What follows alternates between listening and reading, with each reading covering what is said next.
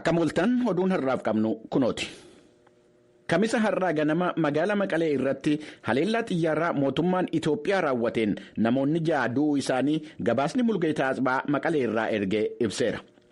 Akka gabaasichi jedhutti akka lakkoofsa biyyaatti kamisa ganama sa'aatii 4:00 naannoo ganda Haandinnet jedhamutti haleellaa warshaa Masfin Injireen irratti raawwatameedha. Daarektarri hospitaala Haayidar Dr. Kibroom Gabrasillaasee akka VOA'tti himanitti namootaan du'an keessaa 3 daa'imman yommuu ta'an namootaan madaa'an 21 fi gargaarsi taasifamaa jira. Ministeerri tajaajila walqunnamtii mootummaa Itoophiyaa Dr. Laggasee Tulluu haleellaa kana ilaalchisee gaaffii VOA irraa dhiyaateef deebii kennaniin tarkaanfichi kan fudhatame bakka gareen TPLF meeshaa magaalota ittiin barbadeessu itti suphuudha jedhaniiru. Mootummaan haleellaa namoota nagaa irratti xiyyeeffate akka hin raawwanne kan dubbatan Dr. Laggaseen haleellaa guyyaa har'aa raawwatameen namoota nagaa irratti miidhaa qaqqabeera jedhame mootummaan akka odeeffannoo hin qabne himaniiru. Bulchiinsa mootummaa naannoo Amaaraa godina Waag Himraa keessatti aanaalee adda bilisummaa saba Tigraay jala jiran keessatti namoonni hedduun beelaan du'aa jiraachuu isaanii itti gaafatamaan biiroo walqunnamtii mootummaa aanaa Gazgibiillaa VOA'tti himaniiru. Asteer Misgaanaaw dargaggoota 12 aanaalee TPLF jala jiran keessaa baqatanii bahan dabalatee namootaan aanaalee TPLF jala jiran keessaa dhufan asofsiisuudhaan akka gabaastetti gargaarsi namoomaa waan naannoo sana qaqqabaa hin jirree fi namoonni humna dhabanii achii bahuu hin dandeenye du'aa jiru. Biiroo ittisa balaa fi wabii midhaan nyaataa naannoo Amaaraa irraa obbo Isaayyaas Masfin bakkeewwan namoonni rakkachaa jiran sana keessatti gargaarsi namoomaa akka gahaa hin jirree fi kanaan dura namoonni 10 du'uun isaanii waan ibsame ta'us yeroo ammaa namoonni du'an dachaadhaan akka dabale namootaan aanaalee sana keessaa miliqanii bahanirraa baruu isaanii VOA'tti himaniiru. Gargaartuun bulchiinsa ejensii misooma addunyaa Yuunaayitid Isteetsi yookaan USAID Saaraa Chaarles onkoloolessa 20-23 bara 2021tti Itoophiyaa daawwachuu isaanii USAID ibseera. Akka ibsi kun jedhutti Saaraa Chaarles jaarmiyaalee kaaba Itoophiyaatti gargaarsa namoomaa kennaa jiran hanga'oota mootummaa fi warreen gargaarsa namoomaa arjoomanii wajjiniin wal arganii marii taasisaniiru. Itoophiyaatti ambaasaaddara Yuunaayitid Isteetsi Geetaa Paasii waliin ta'uunis gara naannoo Amaaraa deemanii Baahirdaar keessatti hanga'oota mootummaa naannoo waliin marii taasisuu isaanii fi rakkina Tigraay, Amaaraa fi Affaar keessa jiruun namoonni 100,000 lakkaa'aman buqqaa'uu isaanii akka hubatan ibsi USAID himeera. Hoggantoota jaarmiyaalee mootummaa waliin wal arganii waa'ee wabii midhaan nyaataa dubbachuu isaanii akkasumas dhaabbata mootummoota gamtoomaniitti qindeessituu gargaarsa namoomaa Kaatiriin Sooliin wal arganii barbaachisummaa hoggansa jabaa mootummoota gamtoomanii irratti haasaa taasisaniiru jedhameera. Saaraa Chaarles turtii Finfinneedhaa fi Baahirdaaritti taasisan kana keessatti Tigraay keessatti tajaajilli walqunnamtii baankii fi tajaajiloonni biroo akka deebi'anii hojiirra oolan karaan gargaarsi namoomaa itti dhiyaatu akka daanqaa malee banaa ta'u gaafachuun isaanii ibsameera. Hogganaan mootummaa loltootaa Sudaan ambaasaaddoroota biyyattii warreen fonqolcha aangoo morman 6 ari'ateera. Akka oduun televezyiinii mootummaa Sudaaniin himame jedhetti bakka bu'oonni mootummoota Sudaan Yuunaayitid Isteetsi, Gamtaa Awurooppaa, Chaayinaa, Kwaataarii fi Faransaay akkasumas waajjira mootummoota gamtoomaniitti bakka bu'aan Sudaanii hojii irraa ugguramaniiru. Gareen dippiloomaatotaa Sudaan tarkaanfii fonqolcha aangoo loltoonni fudhatanii balaaleffachuudhaan ibsa baasanii akka turanii gabaasameera. Kun sagalee Ameerikaati. Ministeerri dhimma alaa Yuunaayitid Isteetsi Antoonii Bilinken muummee ministeeraa Sudaan isaan aangoo irraa fonqolchamanii mana hidhaa turan Abdallaa Handookii wajjin dubbachuun isaanii gabaasameera. Dhimma kanarratti gabaasa Sindii Saayin qopheessite Jaallanne Gammadaa akka ittaanutti dhiyeessiti. Hiriirtonni mootummaa siviilii deeggaran daandilee kaartuum dhagaan cufaa yeroo jiranitti hawaasni addunyaa waraanni biyyattii torban kana aangoo qabachuusaa hatattamaan balaaleffatan. Barreessaa dureen tokkummaa mootummoota Antooniyoo Guutarees akka jedhanitti. I once again strongly condemned the Sudaan keessatti waraanni humnaan aangoo qabachuusaa ammas irra deebi'ee jabeesseen balaaleffadha. Gamni hundi gocha kanarraa akka of qusatanii gaafadhaa jedhan. Ittaanaa bakka bu'aa yuunaayitid isteetsi riichaard miils walga'ii gola nagaa eegumsaa roobii kaleessaa gaggeeffame irratti akka jedhanitti. We have said repeatedly any changes to the transitional government. Akkuma irra deddeebinee jenne kaartuum keessatti mootummaa ce'umsaa humnaan jijjiiruun balaa fiduu qabaa jedhan. Jeneraalli Sudaaniin hoogganaa jiran Abdul Fattah Burhaan mootummaa fi qaama bulchiinsa biyyattii kan diigneef warraaqsa muddee keessa eegalame bakka galiisaa akka ga'u gochuuf haala mijeessuufi jedhan. Garuu dubbii himaan ministirii dantaalaa yuunaayitid isteetsi Ned Price akka jedhanitti waraanni Sudaan abdii uummanni Sudaan deemokiraasiif qabu tuffatee jedhaniiru. Ministeerri haajaa alaa yuunaayitid isteetsi Aantanii Bilinkan kibxata darbe galgal muummicha ministeeraa Haamdookiif bilbilanii hidhaa gadhiifamuu isaanii simachuu isaanii fi mootummaa ce'umsaa siviilotaan hoogganamuuf yuunaayitid isteetsi deeggarsa akka qabdu ibsan. Waraanni Sudaan uummata nagaan hiriiran irratti rasaasa gargaaramuu dabalatee hokkara gaggeessu kamiirraayyuu akka of qusatuuf ministiriin dantaa alaa yuunaayitid isteetsi gaafatee jira. Hordoftoota keenya oduun har'aaf qabnu kanuma qophiilee keenyaafanii wajjiniin turtii gaarii. Koongiresiin Federaalistii Oromoo mariin biyyoolessaa mootummaa Itiyoophiyaan qophaa'uuf karoorfame mara kan hirmaachiseef kallattii adda addaan qawwee qabatee lolaa akka jiru dabalee hirmaachisuu akka qabu beeksise. Koongiresiin Federaalistii Oromoo mariin biyyoolessaa utuu hin geggeeffamin dura barbaachisaadha akka jedhe haaldureewwan 4 kaa'uusaa itti gaafatamaan waajjira paartichaa obbo Xurunee Gamtaa raadiyoo sagalee Ameerikaaf ibsaniiru. Yaada Koongiresiin Federaalawaa Oromoo dhiyeesse kanarratti mootummaan hanga ammaa waan jedheen qabu Tsahaay Daamxoot gabaase. Marii biyyoolessaa mootummaan Itoophiyaa geggeessuuf yaade marii qaamolee hunda haammata ta'uu qabaa jechuudhaan paartiin Koongiresii Federaalaa Oromoo KFO'n beeksisee jira. Mariin biyyoolessaa haqa dhugaa fi hunda hirmaachise kan geggeeffamu yoo ta'e jeequmsa siyaasaa biyyattii keessatti uumameef furmaata kan jedhan itti gaafatamaan waajjira paartii Koongiresii Federaalaa Oromoo obbo Xurunee Gamtaa haalduree marichaaf paartiin isaanii eere ibsanii jiru. Waraanni bu'aa hin qabu, walajjeesuun bu'aa hin qabu, waraanni hadhaabbatu kan jedhudha. Lammaffaa immoo araarri habu'uu, araarri buusuudhaaf yeroo adeemamu immoo qaamolee namoota dhuunfaa sassaabanuu ummati an hundumtuu amantaa irratti gatuudhaaf danda'u akka marii kana hoogganan yookaan geggeessan ta'uutu irra jira jenneetu qabxii lammaffaa irratti ibsineerra. Qabxiin sadaffaan immoo gareen amma wal waraanaa jiran yookaan kan wal didaa jiran marii kana keessatti akka hirmatanuu fi biyya keenya keessatti akka nagaan bu'u. Seerri akka jarri hin hawwatamne godhullee yoo jiraate jedhee dura kaasanii mariitti akka deemanidha. Arfaffaan immoo namooti lammileen yaada addaa qabanuuf gidiramaa jiran mana hidhaa keessaa hiikamanii marii kana keessatti akka qooda fudhatan jenneetu gaafanne. Gama biraatiin biyyattiin rakkoo keessa jirtu keessaa akka baatuuf mariin biyyoolessaa murteessaadha jechuun kanaan dura gaaffiif deebii raadiyoo sagalee Ameerikaa waliin taasisaniin kan ibsan miseensa koree raawwachiiftuu biyyoolessaa paartii ኢዜማ ዶክተር ባንተ ይገኝ ታምራትዳ ሀገር እንደ ሀገር መቀጠል ስላለባት ዜጎችን መኖር የሚችሉበት ህልውናቸው መረጋገጥ ስላለበት በዚህ ጉዳይ ሁላችንም የሚመለከተን አካል መወያየት የመፍትሄ አካል መሆን አለብን የሚል እምነት አለኝ። ብይ akka biyyaatti itti fufuu waan qabduuf akkasumas lammiileen walabummaadhaan jiraachuu waan qabaniif dhimmi kun dhimma keenya jennee qaamoleen nu ilaallata jennu hundi mari'annee qaama furmaataa ta'uu qabna amantaa jedhuun qaba jedhan. Yuunivarsiitii Ambootti barsiisaa saayinsii siyaasaa kan ta'an Salamoon Tafarraa qaamni nageenya biyyattiitiif jedhe yaada murteessaa qabu kamiyyuu marii kanarratti hirmaachuu qaba yaada jedhu qabu. Waliigaltee biyyoolessaa fi waliigaltee biyyoolessaa fi biyya waloo ijaaruudha. Keessattuu uummanni Itoophiyaadhaa aadaa fi eenyummaa adda addaa qabaatullee garuu biyya waliigaltee biyya ishee cimtuu biyya dimokiraatawaa taate biyya badhaate biyya guddatte ijaaruun barbaadu.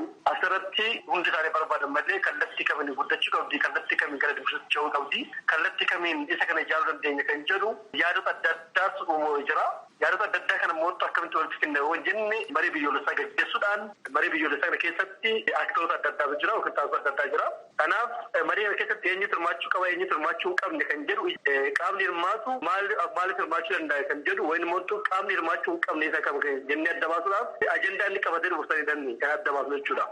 qaamni tokko marii biyyoota kanatti hirmaachuu hin qabu yoo jennu ajandaa inni qabatu ajandaa akkamiiti? Ajandaa biyyooloo ijaarurratti adda qabamoo yookiin immoo ajandaa inni qabatu sun birmadummaa biyyattii irratti dhiibbaa qabamoo yookiin immoo tokkummaa Itoophiyaatti dhiibbaa qaba kan jedhu ajandaa sana adda baheeti kan qaamni tokko marii biyyoolessaa keessatti hin hirmaanne jechuudha.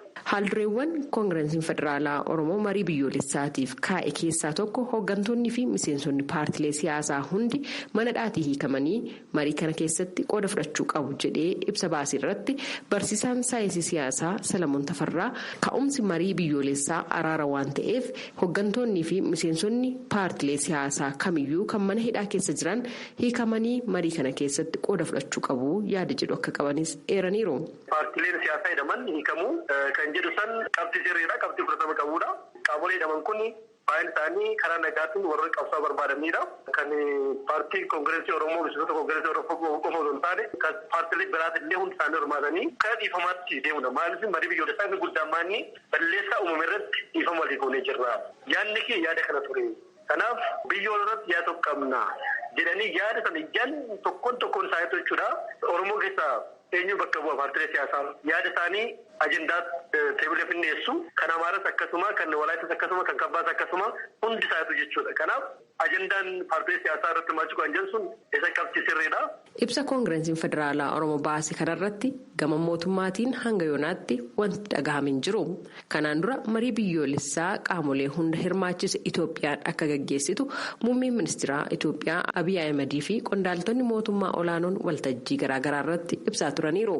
Kanaan dura waliigaltee biyyoolessaa dhimma jedhu irratti raadiyoon sagalee Ameerikaa gaafateenii kan deebii kennan waajjira muummee ministeeraatti ministeerri qindeessaa wiirtuu ijaarsa sirna diimokiraasii Dr. Biqilaa Hurrisaa bara 2014 dhimmi ijoon mootummaan qabatee socho'uu fi irratti hojjechuudhaaf karoorfate guddaan marii biyyoolessaati jedhanii turan.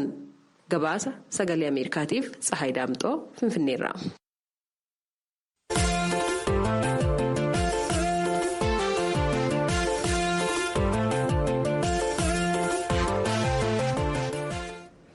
ijoollummaa ishee biyya Itoophiyaa naannoo Oromiyaarraa gara Yuunaayitid Isteetsi kan dhufte achii boodas kutaa Minisootaa keessatti tajaajila adda addaa kan kennaa turteef duulaawwan siyaasaa paartii Dimookiraatotaatti kan naannoo isheef biyyoolessaatti hirmaataa akka turte Dubree Amaanee Badhaasoo filannoo Minisootaa mana maree Yuunaayitid Isteetsi bara dhuftu gaggeeffamu irratti magaalaa Miniyaapolis Seenpool irraa dorgomuuf qophaa'aa jirti. Alamaayyoo Qannaa Amaaneef hooggansa hawaasa Oromoo irraa dubbisuudhaan gabaasanuuf erge qabaa kunoo.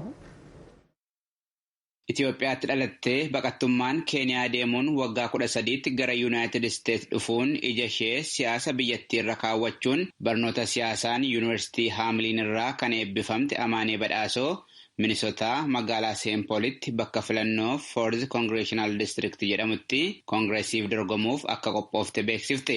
Amaanee Badhaasoo Oromiyaa godina Arsii aanaa Muneessaatti dhalattee Minisootaatti guddachuu ishee akkasiin dubbatti. Naannoon itti dhaladhee aanaa Muneessaa jedhama. Ijoollee baadiyyaati. Baadiyyaa dhaladhee achiin booda Ameerikaa guddadhee Minisootaa Oromiyaa xiqqootti jechuudha. Shamarree Amaanee Badhaasoo magaalaa Seenpool bakka filannoo Minisootaa Foorz Koongireshinaal Distrikt jedhamuu fi jiraattota 700 caalan qabutti kan dorgomtu yommuu ta'u, dhimmi diinagdee fi fayyaa uummataa fooyya'uu akka qabu cimsitee kan hojjettu ta'uu himteetti. Maaliif koongireesiif dorgomuun si barbaachise gaaffii jedhu yommuu deebistu immoo. Koongireesii distriktii 4 Minisootaadha. Wanti na kaase waan baay'eedha tokko lamaa miti. Tokkoffaa refuujii ta'ee biyya kana dhufee koominitiin keenya guddaan baay'ee as jira. Steeta kanaaf ka mana naa kennee jaalalaan na guddise kana waan baay'ee deebisuufi fedha.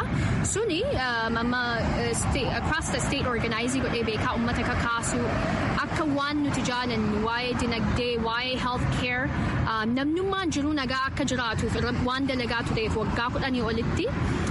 Communitiin kun representationii nama waa'ee uummata keenya baay'ee miidhaaru uummata keenya distriktii 4 jiruuf steeta kanaaf biyya kana keessa jiru waan adda addaatti nu miidhaara waa'ee health care namni baay'ee health care hin qabu namni baay'ee nama baay'ee rakkachaa jira maaliifi COVID-19 uummata keenya baay'ee miidheera so sanuma hundaa ilaaleetiin sa'aatii kanatti yeroo kanatti uummanni keenya representationii nama uummata jaalatu nama uummataaf dalaguu fedhu nama rakkoolee sanneeniin akkamitti deebii akka akka argatu irratti dalagu waan barbaachisuuf. Duulana filadhaa yeroo ammaa geggeessaa jirtuun dhimmoota dhiibbaa jijjiirama qilleensaa, walqixxummaa sanyii fi haqummaa diinagdee irratti xiyyeeffachuun akka hojjettu kan beeksifte Amaaneen bakka itti dorgomaa jirtu deeggarsa qaamolee hawaasaa garaagaraa irraa argachaa jirti. Amaaneen ajandaa gurguddaa 3 qabattee duulana filadhaa geggeessaa kan jirtu yommuu ta'u, isaanis namni hunduu tajaajila fayyaa argachuu akka qabu, rakkoo diinagdee uummataa furuu fi sanyummaa caasaa siyaasaa biyyattii keessa jiru irratti qabsaa'uu akka ta'e dubbatti. So ajandaan kiyya 3 priority kan jedhamu namni hundinuu health care kennuufii qabna.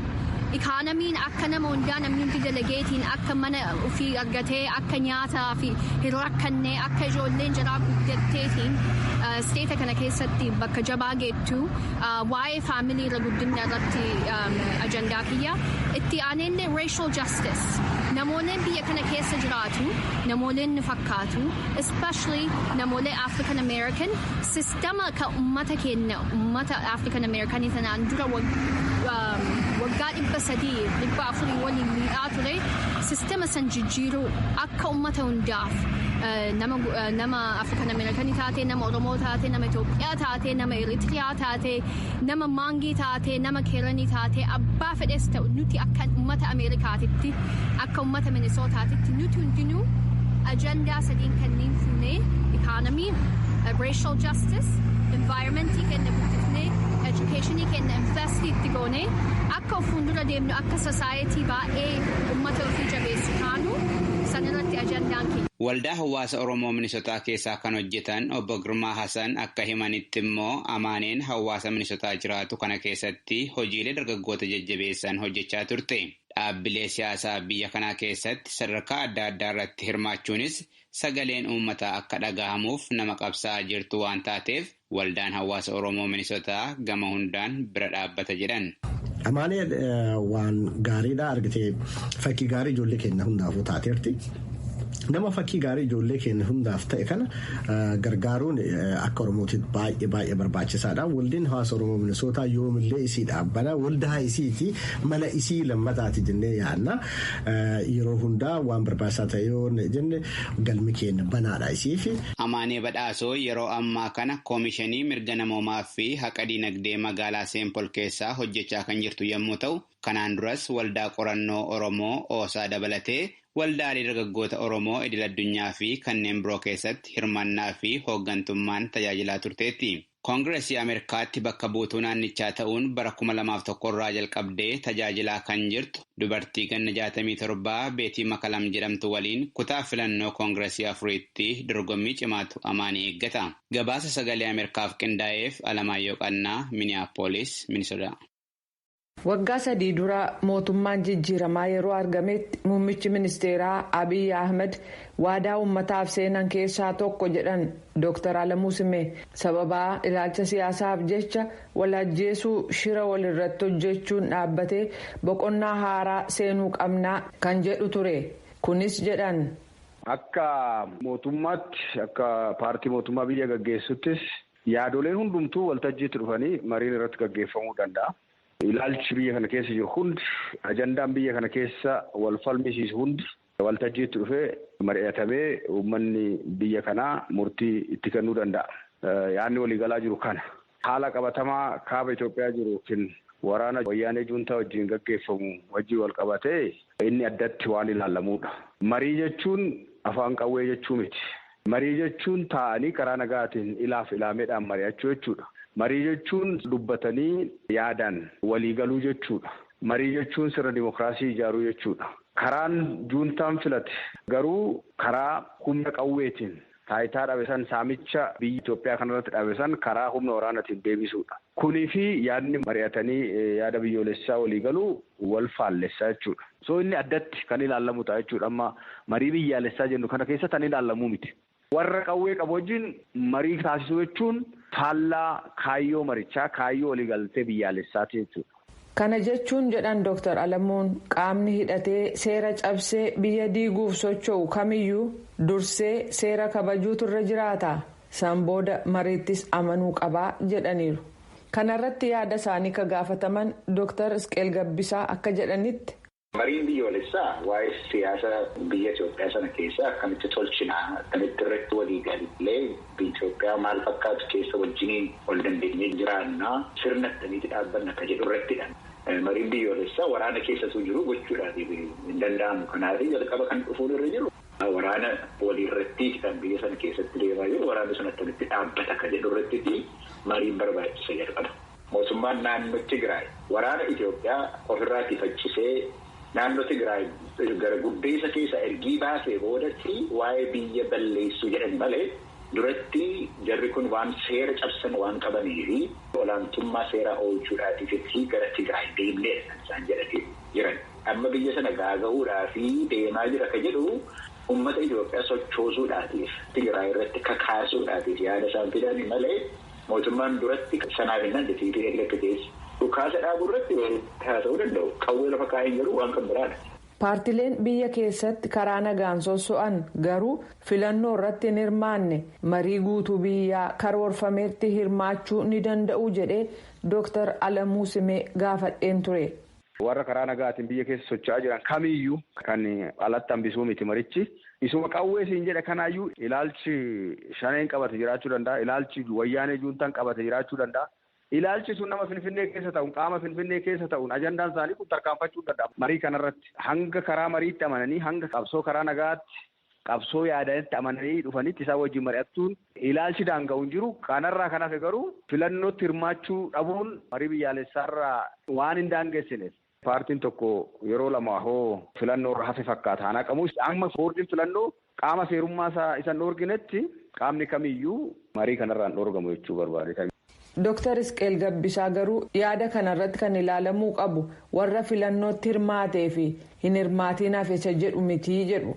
Ajandaan isaa maal akka ta'e eenyu irratti akka hirmaatu kan murteessuudhaaf danda'amu mootummaa Itoophiyaa miti amma biyya Itoophiyaa sun ofirratti jiguudhaaf adeemaa.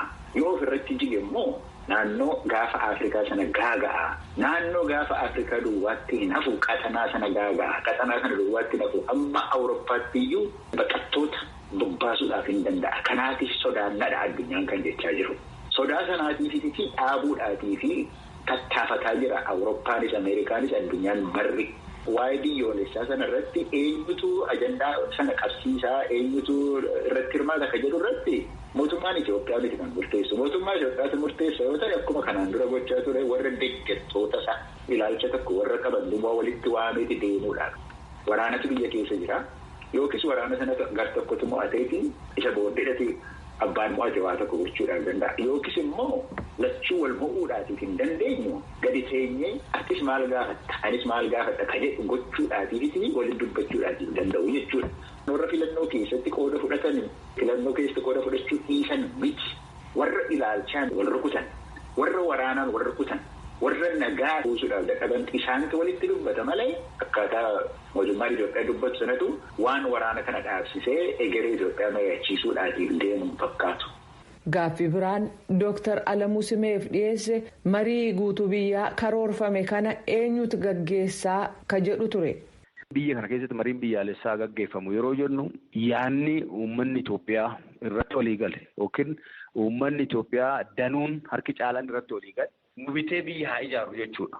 Kana jechuun kiyya caaluu morki jiru keessatti hin hojjetu jechuudha. Kana gochuudhaaf immoo paartiin biyya bulchus mari'ataa tokko ta'a malee kan marii kana gaggeessu ta'uu nurra hin jiraatu. Kanaaf marii kana kan gaggeessu seeraan qaamni walaba tokko dhaabbachuu tura jiraata amantaa jedhu qabna akka mootummaatti. Mootummaan marii kana gaggeessuu hin qabu isa jedhu irratti kan waliigalan Dr. Isqeel Gabbisaa akka jedhanitti. Mootummaas ta'uu yookiis immoo akka paartiitti irratti hirmaachuu danda'a. Akkas jechuun kan ajandaa sanas lafa kaa'uu warra irratti hirmaatutu walii galeeti jechuudha. Piroosesii kan biraatu dhufuudhaatiif adeemaa jechuudha. Yoo karaa kana mootummaan Itoophiyaa deemuudhaaf hin danda'a ta'e waliin dubbannee waliigalteedhaan fi irratti mari'achuudhaaf gadi teenya humni siyaasaa Itoophiyaa keessa jiru hundumtuu waliin dubbannaa yoo jedha ta'e warri mormitooti kanaan dura waggaa tokko caalaa kan itti himaa turan sana kan kanaan dura gasanatti deebi'eera jechuudha. Akkuma paartii tokkoon kan isa ta'a yoo jedhe inni fudhatama qaba. Kan deemsisuu danda'u hawaasa addunyaa keessaatiitii itti dhufu jechuudha. Kuni warri wal lolan, warri wal dhaban, wal waraanaan waan irratti walii galan piroosesii sana irratti walii galuudhaaf hin danda'ama. daawwattoota keenyaa marii biyyoolessaa Itoophiyaa keessatti geggeessuuf karoorfamaa jiru kan ilaaleen Dr. Alamuu Simee ministeera qindeessa giddugala ijaarsa sirna dimookiraasii akkasumas Dr. Ziqeel Gabbisaa yuunivarsiitii Keetireen kan Mishigaan keessaaf barsiisaa akkasumas rogeessa kata'an waliin marii jaallanneen geggeessite ture. Mariin kun kutaan lammaffaa bor dhiyaataa Dr. Alamuu Simeef Dr. Ziqeel Gabbisaa ni galateeffanna.